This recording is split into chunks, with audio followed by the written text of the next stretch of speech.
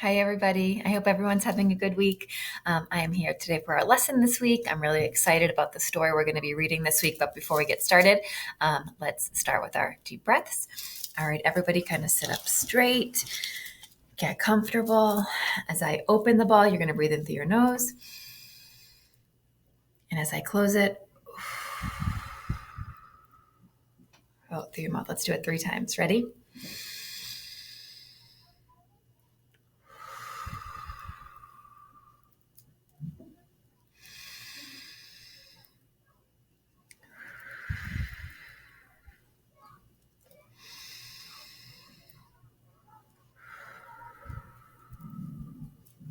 All right, ready. All right, I'm going to switch over to my slides and I will be right back. Hi, everybody.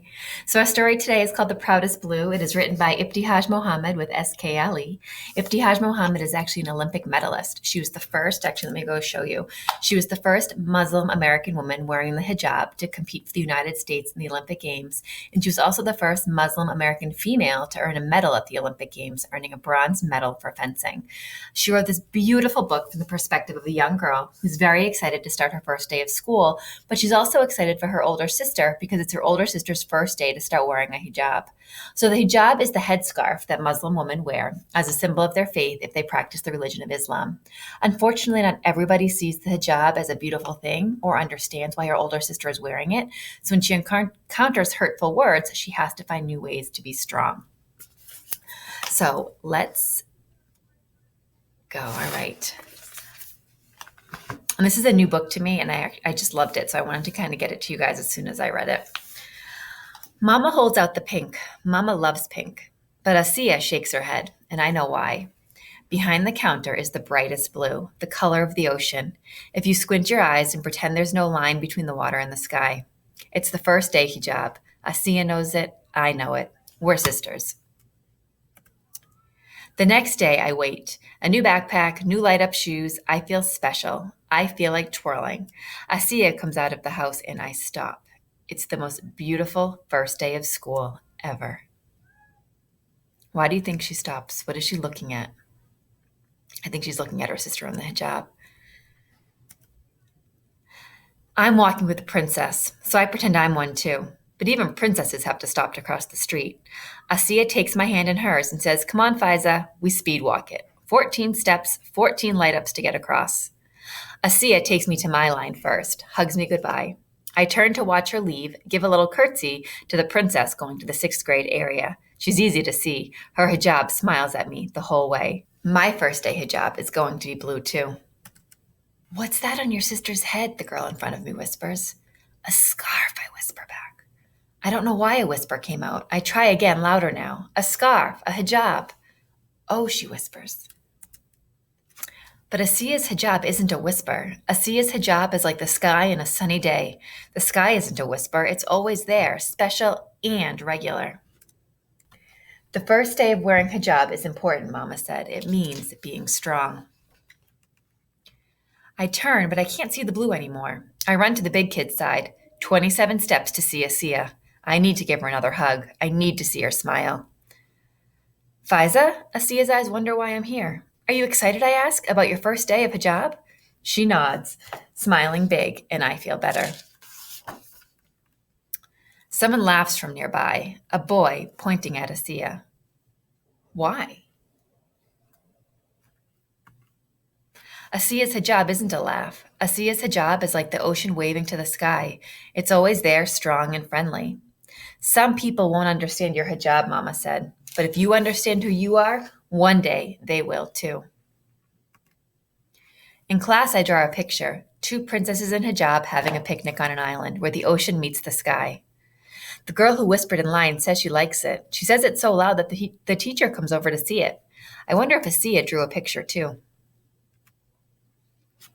Recess time is for 5 cartwheels in a row. I land the last one near the 6th graders, near Asiya and her friends, near a boy yelling, "I'm going to pull that tablecloth off your head." Asiya's hijab isn't a tablecloth. Asiya's hijab is blue, only blue. Asiya turns away. Her friends turn away. They race to the middle of the schoolyard, their shoes pounding the pavement, playing tag. Mama said, "Don't carry around the hurtful words that others say. Drop them. They are not yours to keep. They belong only to those who said them." And I'm going to revisit this quote again at the end of the story, but I want to read it one more time. Don't carry around the hurtful words that others say. Drop them. They are not yours to keep. They belong only to those who said them. And I want you to think why Asiya didn't acknowledge the statements that people were making about her and her hijab. With that quote in mind, why do you think she didn't say anything to them or acknowledge that they said it? And she just kept running and playing with her friends. It takes me 48 steps to get away from that yelling boy. After school, I look around. I look for whispers, laughs, and shouts. But I only see Asiya waiting for me, like it's a regular day. We cross the road hand in hand. I can't wait to get home, to show Mama the picture I drew, to show Asiya that I'm wearing the same hijab in it. Because Asiya's hijab is like the ocean and the sky, no line between them, saying hello with a loud wave, saying I'll always be here, like sisters, like me and Asiya. And here we have the author again, Ibtihah Muhammad. And she wrote this story about her two sisters. She was inspired by her two sisters. So the story is actually about her two sisters. I want to talk a little bit about some quotes that stood out to me in this book, particularly that one at the end. Don't carry around the hurtful words that others say. Drop them. They are not yours to keep. They belong only to those who said them. And I think oftentimes, boys and girls, we can be affected by the things that people say about us. Or the things that people say when they're around us. And we let it get us down, or it makes us feel like we're not good enough, or it makes us feel like we're different. But if someone's using hurtful words, this quote just sticks with me. Those words are not ours, they're theirs. Keep them with them. And that's why Asiya kept playing. She wasn't going to pay attention to the hurtful words of somebody else. They're not her words. They're not going to define her. They're not going to make her think any differently of herself and her hijab. She's confident in who she is, and she wasn't going to change that. And I think for Faiza, who's younger and hasn't really learned that lesson yet, she had a harder time letting go of what those kids were saying. So I want to point out how anytime the author highlighted the children who were being mean, she put them like as shadows. She didn't give them color. She didn't give them kind of personalities or life to them. She made them shadows, just kind of being mean, because she didn't want to give them the satisfaction of giving them a character, that these kind of just shadows making fun of people. And like I said, Asiya was able to ignore them because she'd learned from her mother that, you know what, I'm not going to listen to those words. They don't define who I am. And the second quote that I really liked was, "Some people won't understand your hijab," Mama had said, "but if you understand who you are, one day they will too." And I think that speaks to all of us are unique. All of us are individuals. And we may like certain things, or our families might do things a certain way. But it's all about being proud of who you are and knowing who you are, and not letting anyone else affect that, or not let anyone else kind of have any say in who you are. And maybe one day they'll learn about you, and they'll learn to understand you, and they'll learn to appreciate you for all that you are. And if they don't, then that's on them. But if you're proud of who you are and can stand behind that, that's what I would encourage all of you to do. We kind of have to understand ourselves before anybody else can understand us. So I always encourage you to do the things that you love, do the activities that you want to do, play the games that you want to play, read the books that you want to read, eat the food that you want to eat. Be who you are. Understand what makes you you, and in time others will too. I want to talk a little bit more about the hijab as we end, because I realized as I was reading this book to my children, they had never, I think I've mentioned this before, but I have 3 kids. They're actually just 3, 4, and 5, 3 little girls. And we read this book we've read this book probably 5 times in the last week because they really loved it, but they had never seen a hijab, and they didn't know what one was. And since then, we actually have seen people in our community wearing them, and they are kind of stunned for a second when they see it because now they understand what it is. And I actually have a Collycott staff member who historically has been Cunningham, but we're lucky enough that she's Collycott.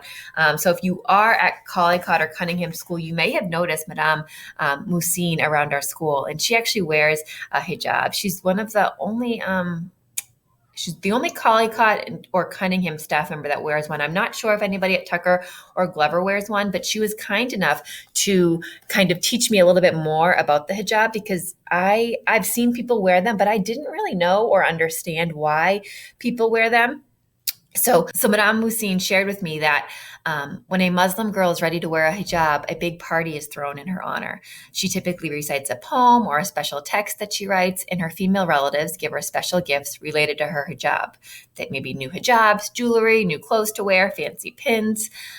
During the ceremony, the women dance and sing for the girl of honor who wears a white dress, typically, or other colors if they choose. A big feast is prepared by the family, and meals are distributed to the needy in the community. The ceremony is held when the young Muslim girl is ready to wear the hijab, sometime between the ages of 10 to 14. If a Muslim girl chooses not to wear the hijab, then she will not wear it, and she is still celebrated. And Madame Lucine shared with me some pictures from a hijab or from several hijab wearing ceremonies that she's been to. So I just thought they were really cool to share. There's cakes and cookies and dancing and kind of, I don't want to call it presentations, but we see the little girl standing on the stage.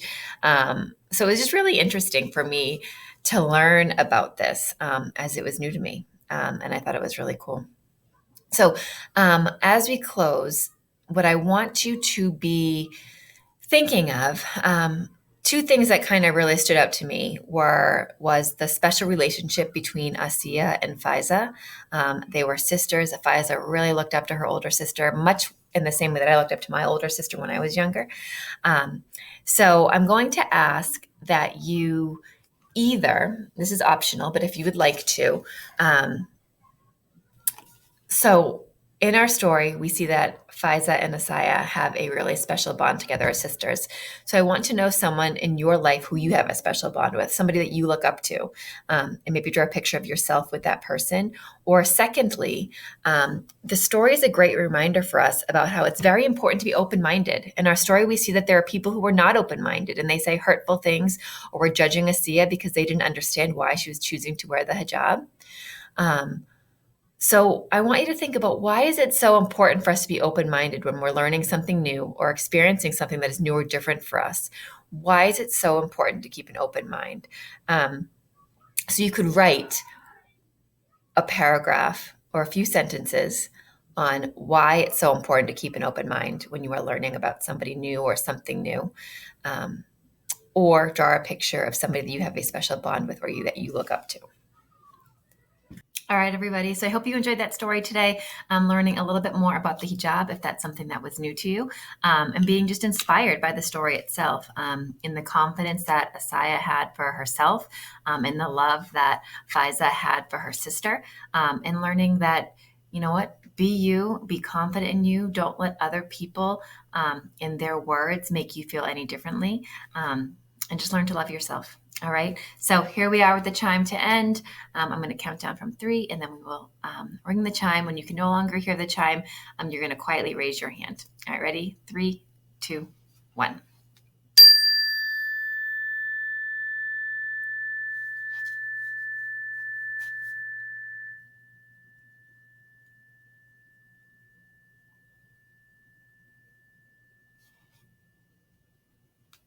All right, everybody, have a great rest of the week, and I will see you next time. Bye.